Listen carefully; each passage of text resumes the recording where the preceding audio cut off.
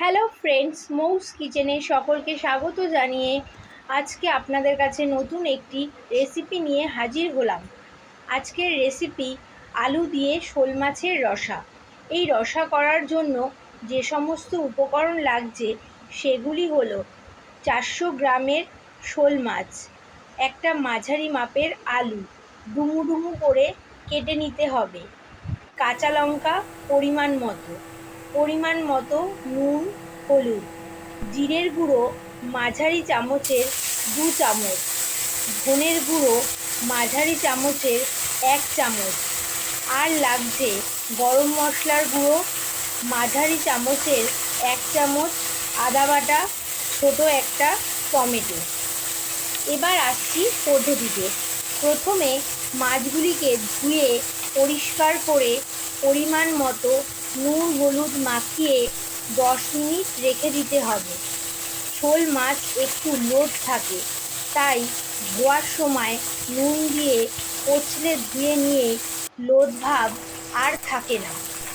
এরপর কড়াই বসিয়ে কড়াইতে পরিমাণ মতো সর্ষের তেল বা সাদা তেল দিয়ে তেল গরম হলে তেলের মধ্যে একে একে মাছগুলি এপিঠ ওপিঠ করে ভালো করে ভেজে নিতে হবে।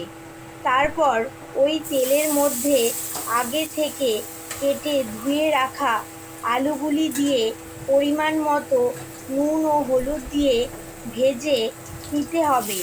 তারপর আলুর মধ্যে আদা লঙ্কা বাটা দিয়ে একটু নেড়ে তার মধ্যে আগে থেকে ভিজিয়ে রাখা ধনের গুঁড়ো ও জিরের গুঁড়ো দিয়ে ভালো করে কষিয়ে নিতে হবে। ওই সময় টমেটো কুচি দিয়ে দিতে হবে। মশলা থেকে তেল বেরোলে পরিমাণ মতো জল দিয়ে আলু সেদ্ধ হয়ে আসলে ভেজে রাখা মাছগুলি দিয়ে একটু ফুটিয়ে নিয়ে গরম মশলার গুঁড়ো দিয়ে নামিয়ে নিলেই তৈরি শোল মাছের রসা।